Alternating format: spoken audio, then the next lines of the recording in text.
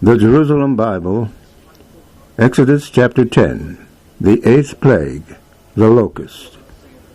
Then Yahweh said to Moses, Go to Pharaoh, for it is I who have made his heart and his courtiers stubborn, so that I could work the signs of mine among them, so that you can tell your sons and your grandsons how I made fools of the Egyptians, and what signs I performed among them, to let you know that I am Yahweh. So Moses and Aaron went to Pharaoh. They said to him, This is what the message of Yahweh, the God of the Hebrews. How much longer will you refuse to submit to me? Let my people go to offer me worship. If you refuse to let my people go, then tomorrow I will send locusts over your country. They shall cover the surface of the soil, so thick that the soil will not be seen. They shall devour the remainder that is left to you, all that has survived from the hail. They shall devour all your trees growing in the field. They shall fill your palaces, your houses of your courtiers, the houses of all Egyptians. Your forefathers and their ancestors will never have seen the like since I first lived in the country. Then Moses turned away and left Pharaoh's presence. And Pharaoh's courtiers said to him, How much longer is this man to be the cause of our trouble? Let the people go to offer worship to Yahweh their God. Do you not understand that Egypt is now on the brink of ruin? So Moses and Aaron were brought back to Pharaoh. You may go, he said to them, and offer worship to Yahweh your God. But who are to go? We shall take our young men and our old men, Moses answered. We shall take our sons and daughters, our flocks and our herds, because for us it is a feast of Yahweh. May Yahweh be with you if ever I let you and your little ones go, Pharaoh retorted. It is plain you are up to no good. Oh no, you men may go and offer worship to Yahweh, since that is what you wanted. And with that they were dismissed from the presence of Pharaoh. Then Yahweh said to Moses, Stretch out your hand over the land of Egypt to bring the locust. Let them invade the land of Egypt and devour all its green stuff, all that the hail has left. And over the land of Egypt Moses stretched his staff, and Yahweh brought up an east wind over the land, and it blew all that day and night. By morning the east wind had brought the locust. The locust invaded the whole land of Egypt. On the whole territory of Egypt they fell, in numbers so great that such swarms had never been seen before, nor would be again. They covered the surface of the soil till the ground was black with them. They devoured all the green stuff in the land, and all the fruit of the trees that the hail had left. No green was left on tree or plant in the fields throughout all the land of Egypt. Pharaoh sent urgently for Moses and Aaron. I have sinned against Yahweh your God, he said, and against yourselves. Forgive me my sin, I implore you, this once, and entreat Yahweh your God just to rid me of this deadly plague. So Moses left Pharaoh's presence and entreated with Yahweh. Then Yahweh made the wind veer, till it blew so strongly from the west that it caught up all the locusts and carried them off towards the Sea of Reeds. There was not one locust left in the whole land of Egypt. But Yahweh made Pharaoh's heart stubborn, and he did not let the sons of Israel go. The 9th plague, the darkness. Then Yahweh said to Moses, Stretch out your hand towards heaven, and let darkness so thick that it can't be felt, cover the land of Egypt. So Moses stretched out his hand towards heaven, and for 3 days there was deep darkness over the whole land of Egypt. No one could see anyone else or move about for 3 days. But where the sons of Israel lived, there was light for them. Pharaoh summoned Moses. "Go and offer worship to Yahweh," he said, "but your flocks and herds must remain here. Your children may go with you too." Moses replied, "But you must let us have means of offering sacrifices and holocausts to Yahweh our God. Our livestock too must go with us. Not one head of cattle must be left behind. It must be from our livestock that we provide for the worship of Yahweh our God. Until we reach the place, we do not know ourselves what worship we shall offer to Yahweh." But Yahweh made Pharaoh's heart stubborn, and he refused to let them go. Pharaoh said to Moses, "Out of my sight, take care. Never appear before me again, for on the day you do, you die." Moses replied, "You yourself have said it. Never again shall I appear before you." The Jerusalem Bible, Exodus chapter 11. Moses proclaims the death of the firstborn. Yahweh said to Moses, "One disaster more I shall bring on Pharaoh and on Egypt, just one. After this he will let you go from here. Indeed, he will drive you out. Instruct the people that every man is to ask his neighbor, every woman hers, for silver, ornaments, and gold."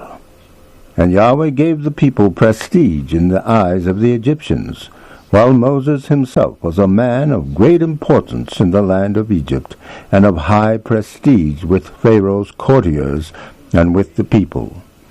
Moses said, "This is Yahweh's message. Towards midnight I shall pass through Egypt. All the firstborn in the land of Egypt shall die, from the firstborn of Pharaoh, heir to his throne, to the firstborn of the maidservant at the mill, and all the firstborn of the cattle. And throughout the land of Egypt there shall be such a wailing as never was heard before, nor will be again. But against the sons of Israel, against man or beast, never a dog shall bark, nor so that you may know that Yahweh discriminates between Egypt and Israel. Then all these courtiers of yours will come down to me and bow low before me and say, 'Go away, you and all the people who follow you. After this I shall go.'" And hot with anger, Moses left Pharaoh's presence. Then Yahweh said to Moses, "Pharaoh will not listen to you, so that my wonders may be multiplied in the land of Egypt." All these wonders Moses and Aaron worked in the presence of Pharaoh. But Yahweh made Pharaoh's heart stubborn, and he did not let the sons of Israel leave his country. The Jerusalem Bible, Exodus chapter 12, the Passover. Yahweh said to Moses and Aaron in the land of Egypt, "This month is the first month of all others to you, the first month of your year.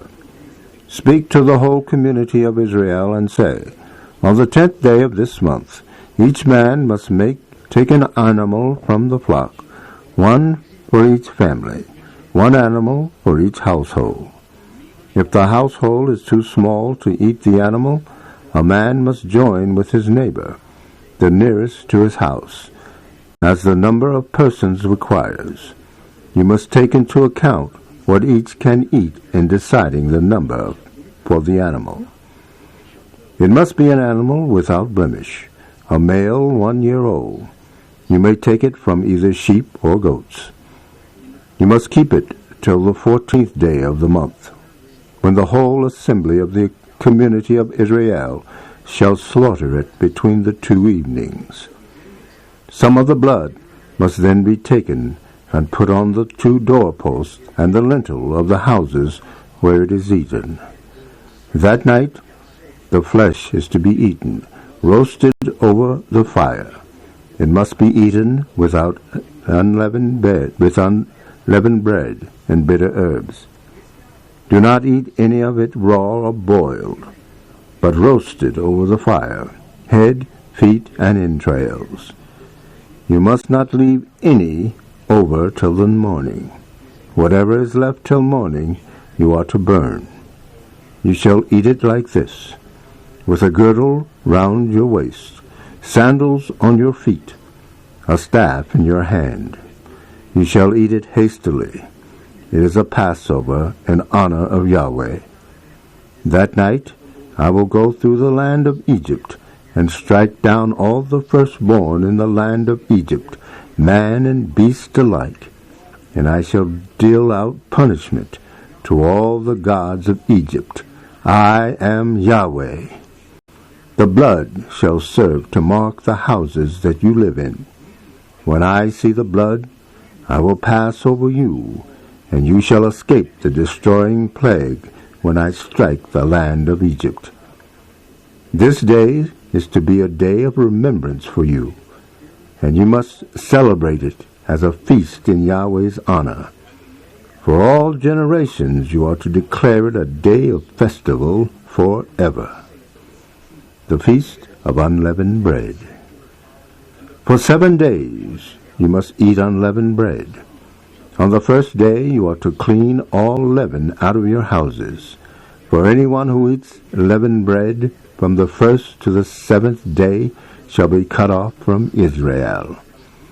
On the 1st day you are to hold a sacred gathering, and again on the 7th day. On those days no work is to be done. You are allowed only to prepare your food. The Feast of Unleavened Bread must be kept, because it was on that same day I brought your armies out of the land of Egypt. Keep that day from age to age. It is an irrevocable ordinance. In the 1st month, from the evening of the 14th day until the evening of the 21st day, you are to eat unleavened bread. For 7 days no leaven must be found in your houses, because anyone who eats leavened bread will be cut off from the community of Israel, whether he be stranger or native born. You must eat no leavened bread. Wherever you live, you must eat unleavened bread. Injunctions relating to the Passover. Moses summoned all the elders of Israel and said to them, Go and choose animals from the flock on behalf of your families, and kill the Passover victim. Then take a spray of hyssop, dip it in the blood that is in the basin, and with the blood from the basin touch the lintel and the 2 doorposts. Let none of you venture out of the house till morning. Then, when Yahweh goes through Egypt to strike it, and sees the blood on the lintel and on the 2 doorposts, he will pass over the door, and not allow the destroyer to enter your homes and strike. You must keep these rules as an ordinance for all time, for you and your children. When you enter the land that Yahweh is giving you, as he promised, you must keep to this ritual. And when your children ask you, What does this ritual mean? You will tell them, It is the sacrifice of the Passover in honor of Yahweh, who passed over the houses of the sons of Israel in Egypt, and struck Egypt, but spared our houses. And the people bowed down and worshipped. The sons of Israel then departed, and they obeyed. They carried out the orders Yahweh had given to Moses and Aaron. The 10th plague, death of the firstborn. And at midnight Yahweh struck down all the firstborn in the land of Egypt, the firstborn of Pharaoh, heir to his throne, the firstborn of the prisoner in his dungeon, and the firstborn of all the cattle. Pharaoh and all his courtiers and all the Egyptians got up in the night, and there was a great cry in Egypt, for there was not a house without its dead. And it was night when Pharaoh summoned Moses and Aaron. "Get up," he said, "you and your sons of Israel, and get away from my people. Go and offer worship to Yahweh as you have asked. And as you have asked, take your flocks and herds and go. And also ask a blessing on me." The Egyptians urged the people to hurry up and leave the land, because they said, "Otherwise we shall all be dead." So the people carried off their dough, still unleavened, on their shoulders, their kneading bowls wrapped in their cloaks. The Egyptians plundered. The sons of Israel did as Moses had told them, and asked the Egyptians for silver ornaments and gold, and for clothing.